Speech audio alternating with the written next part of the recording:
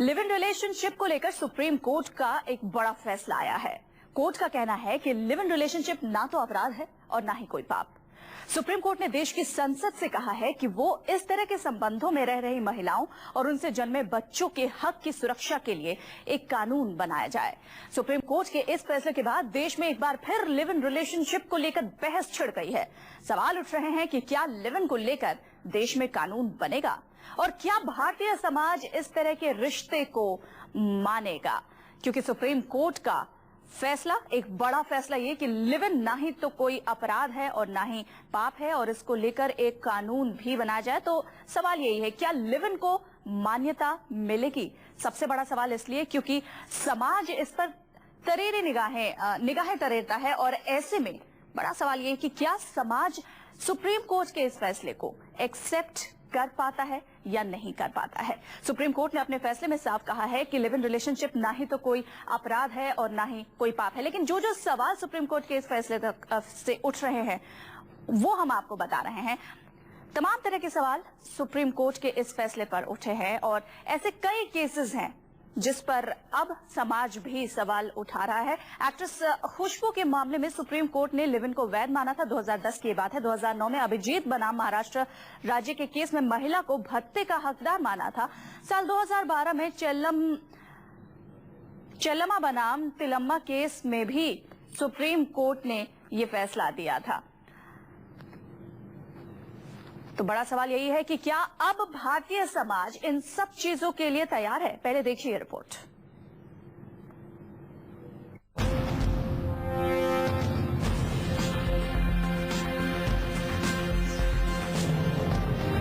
क्या live in relation को मिलेगी कानूनी मान्यता? इस सवाल पर एक बार फिर से चर्चा शुरू हो गई है।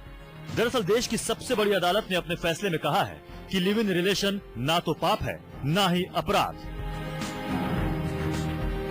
कोर्ट ने संसद से कहा है कि इस तरह के संबंधों में रह रही महिलाओं और उनसे जन्मे बच्चों की रक्षा के लिए कानून बनाए। दरअसल सुप्रीम कोर्ट ने एक ऐसे मामले में यह फैसला दिया है जिसमें युवती ने जानते बूझते हुए शादीशुदा युवक से लिव इन रिलेशन बरकरार रखा। इस दौरान युवक ने युवती से लाखों का उधार भी लिया जो चुकाया नहीं। आखिरकार युवक के इरादों से तंग आकर युवती ने अपने साथी पर घरेलू हिंसा का आरोप लगाते हुए गुजारा भत्ता की गुहार कोर्ट से लगाई। सुप्रीम कोर्ट में जस्टिस के.एस. राधाकृष्णन और पिनाकी चंद्र घोष ने अपने फैसले में साफ साफ कहा कि लिव इन रिलेशन में रहना ना तो अपराध है और ना ही पाप। शादी करके या बिना शादी के साथ रहना निजी फैसला है, लेकिन ऐसे संबंध टूटने पर महिलाओं को ही इसका खामियाजा भुगतना पड़ता है। महिलाओं के अधिकार की रक्षा के लिए कानून की जरूरत है। कोर्ट ने कहा कि भले ही अपने देश में इसे कानूनी मान्यता ना मिली हो, लेकिन कई देशों में लिव इन रिलेशन मान्य है। सुप्रीम कोर्ट की बेंच ने लिव इन के एक मामले में फैसला सुनाते हुए कहा कि बिना शादी के युवक युवती साथ रहें ये तो ठीक है, लेकिन किसी शादीशुदा और बाल बच्चों वाले युवक के साथ लिव इन रिलेशन में रहना और फिर गुजारा भत्ता की मांग करना उचित नहीं है, क्योंकि इसका सीधा असर वैध पत्नी और उसकी संतानों पर पड़ेगा। ये उनके साथ अन्याय होगा। शादीशुदा होने पर लिव इन रिलेशन में रह रही साथी को पत्नी का दर्जा नहीं मिल सकता, वो पत्नी से नीचे ही रहेगी। कोर्ट ने कहा कि दुर्भाग्य से लिव इन को नियमित करने के लिए वैधानिक प्रावधान हमारे पास नहीं है, इसलिए सरकार की जिम्मेदारी है कि लिव इन रिश्तों से पैदा होने वाले बच्चों के अधिकारों की रक्षा के लिए संसद में समुचित कानून बनाए, क्योंकि ऐसे हालात में सबसे बुरा असर ऐसे बच्चों पर ही पड़ता है।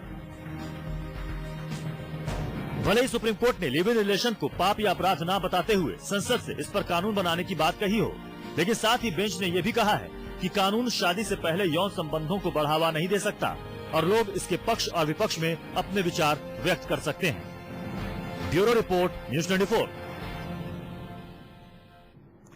तो सुप्रीम कोर्ट का ये अहम फैसला कि लिव इन ना तो अपराध है और ना ही पाप है, लेकिन बड़ा सवाल यही है कि क्या समाज इसको मान्यता देता है? क्या Bharatiya Samaj live in relationship को मानेगा? क्या लिव इन रिलेशन को कानूनी मान्यता मिल पाएगी?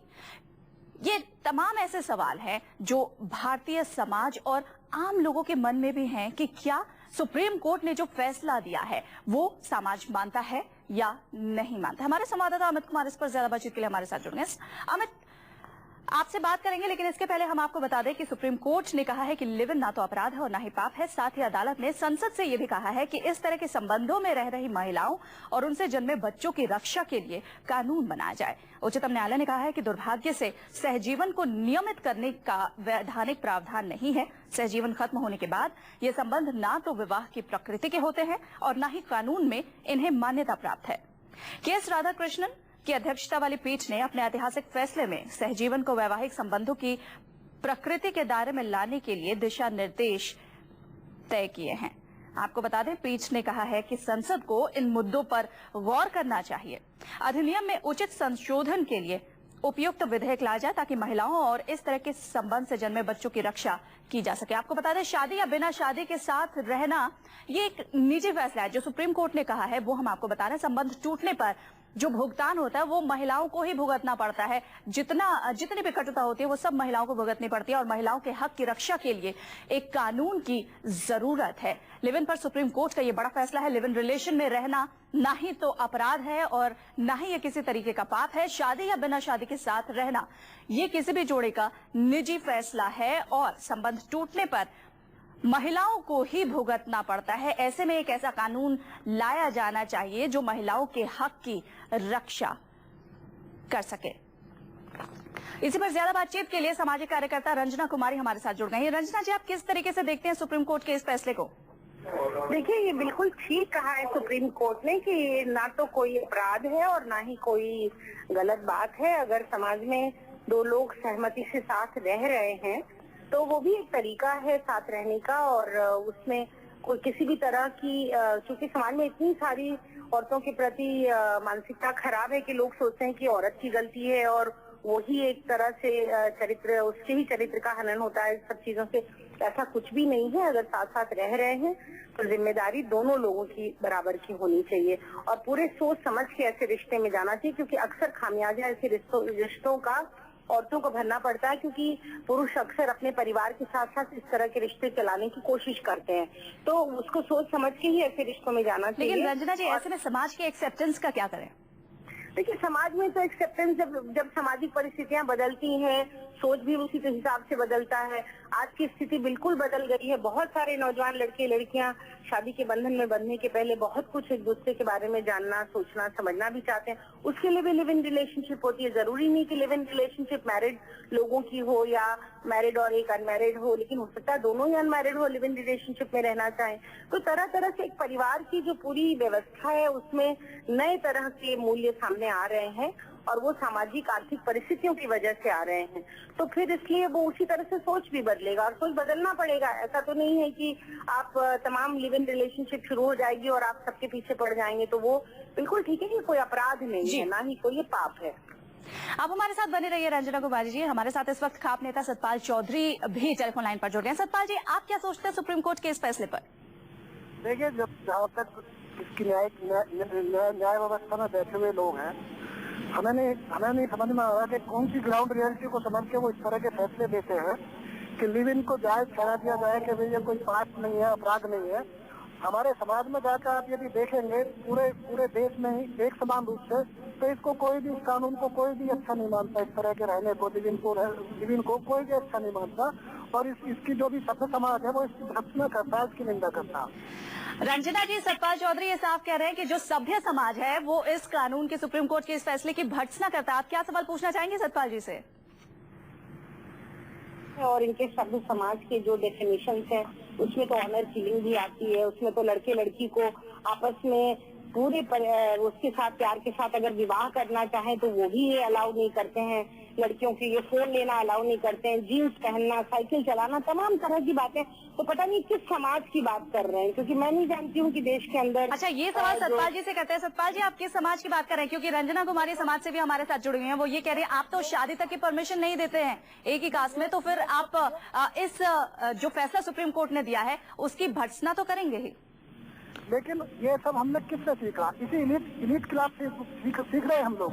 जो इलीट क्लास इस देश में एडदारी कर रही है, जो कारनामे वो कर रही है, चाहे ये आरूसी वाला मामला है, चाहे तरुण तेजपाल का मामला है, चाहे उससे पहले कास्टिंग का उसका शक्ति कपूर का, ये जो कारिस्तानी और कारनामे एलीट क्लास के हैं, आप एलीट क्लास की बात कर रहे हैं, लेकिन कई ऐसे केसेस भी सामने आए हैं जिसमें आपने कड़ा विरोध किया है, विवाह तक का।